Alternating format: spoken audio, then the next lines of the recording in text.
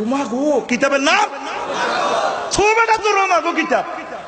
তুই কোন কোন আলেমের ইমান রাখছো তাদের উপরে, মানে এতে বাংলাদেশের 18 কোটি তুন এত বড় আলেম।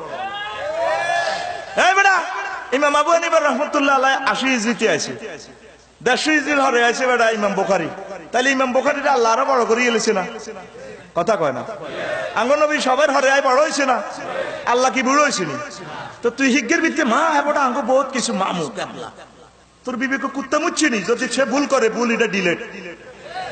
তুই কোরআন সুন্নাহ জিয়ানো হাবি খুঁড়া গাড়িয়ে নেবি।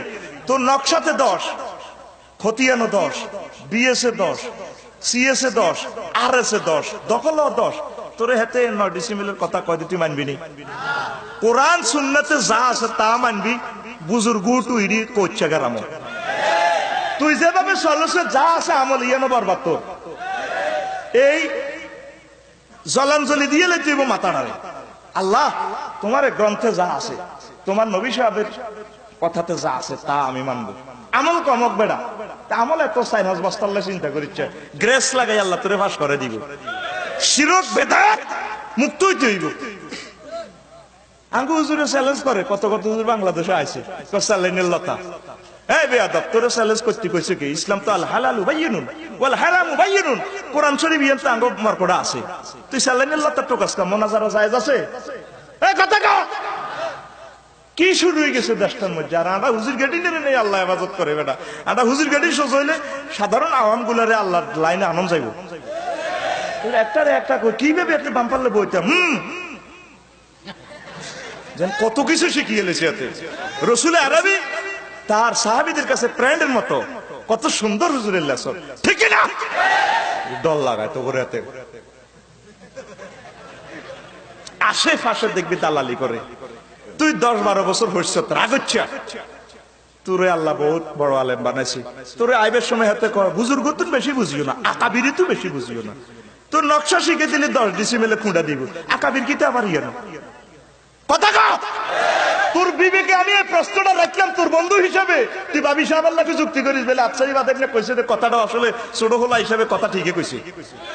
কোন আকাবির টাকাবির নাই। তুই যেটা কোরআন সুন্নাহর লগে মিলি এটা আমল শুরু কর, ঠিক না? না হেন মুসলিমুন, আমরা 150 কোটি মুসলমান এক। টুবিতে পর্যন্ত বাদ, হাঞ্জাবিতে বাদ। আর দেখলো কানে কনের মুরিদ এখন কি এর মুরিদ? কার আয় আয় ফিসাব হাতের তাই মুরিদ করে না।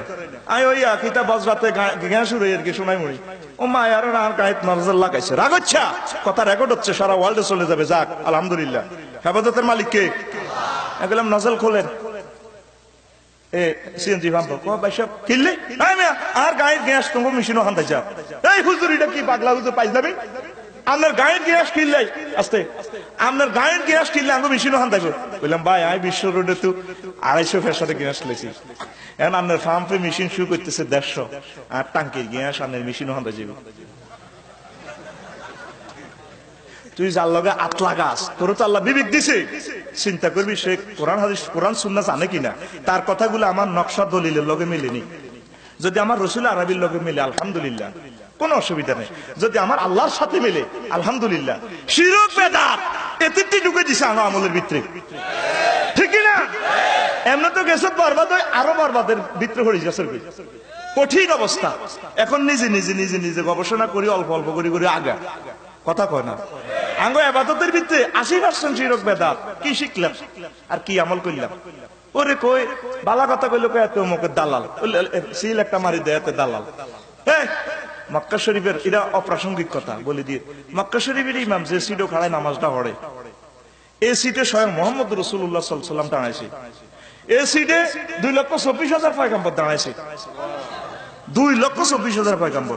এই সোজা সোজা 7টা আসমানের উপরে বাইতুল মামুর, এই সোজা সোজা আরশ মহল্লা। হে সিটও খাড়ায় আর ইমামে নামাজ পড়ায়। আমরা হে ইমামের অনুসরণ করতে অসুবিধা কি? আর মদিনা মুনাওয়ারার ইমাম উনি কেরাত পড়লে আল্লাহ পাক ওনারে শুনায়। আল্লাহ রাসূল 10 হাত দূরে ওয়াদুহা কই কাঁদে, মা ওয়াদহাকা রাব্বুকা ওয়া মা কালা। নবীও আল্লাহ আপনার সারি জানো। তইলে তুই মাসলা বাংলাদেশে তো বানায় নিয়ে নিহি এনো আমল করস, জামা পাইনা সালাত তাই নই এনো করে না। ক হুজুর আসলে মুসাফির। এই বেটা হুজুরের বাপের বাড়ি হোর বাড়ি সব কাবা শরীফের ইয়ে না আরাফার ময়দান আর এটা হলো 10 কিলো দূর। হুজুর কি এর মুসাফির? হুজুর এটা জীবনে একবার সুন্নত করে গেছে। কথা কও, আমরা তাদের তরিকে চলবো আল্লাহ যতদিন বাঁচায়। আল্লাহ নবী বলছে এই দুইটা জায়গা কিয়ামত পর্যন্ত এটা হারামাইন থাকবো, এটার দায়িত্ব আল্লাহর কাছে। সৌদি আরবের রাজনীতি যেদিকে যাক ওই দুইটা জায়গার নিয়ন্ত্রণ আল্লাহর হাতে। লিল্লাহি তাকবীর। রাগ হচ্ছে, আচ্ছারি তো নতুন দালাল হয়ে গেছে দেয়া যায়। আমি কানে ধরে বলছি আমি দালাল নয়। আমি চাই তোরা সহি বুঝডা লই, অল্প হোক আমল, 10 টাকা 20 টাকা দেওয়া বা দিল্লা দি জমাইছ, তোর টিয়াগুন যেন নষ্ট না হয়, শতানে যেন না লই যায়। তুই অন্তত 10 টাকা লই কবর হয়, তুই জান্নাতে যেতে আরো 90 টাকা লাগবে, এটা আল্লাহ তোরে দিব, তুই এটা চিন্তা করিস। তুই অন্তত সহি কায়দার চেষ্টা করি আয়, ঠিক না? শিরক বেদাতকে ডিলিট কর। কথা কয় না? এক এক হুজুর এক একটা অবৈধ জিনিস প্রতিষ্ঠা করবে লাতে, কত বড় বড় আরবি কয় হাদিসজ্ঞ নাই শুনছেন না তোরে? হেতে সারা আনা বেগুন কাফের আরে স্ট্যাটাস দিছে আর বেলে বোতা লাগাই গেছে। তারপরে তো কইলাম হলাম দে কইলে এত কি জারগাড়ি কারোলা ইগুন্নি হুজুর এবার কোন এবার হেতে কামে হলো ফতুয়া মারা। শুনছেন না তোরে? শুনছেন না তোরে? আফসোস লাগে উম্মতের জন্য।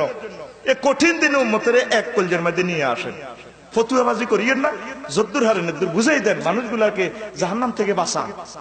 আমাদের সব আমরা কুল্লু মুসলিম, আমরা এক, এই 150 কোটি মুসলমান, আমরা এক আল্লাহর বান্দা, ঠিক কিনা? আমরা এই তরিকে আস্তে আস্তে আগাই আমলের দিকে, আখিরাতের দিকে।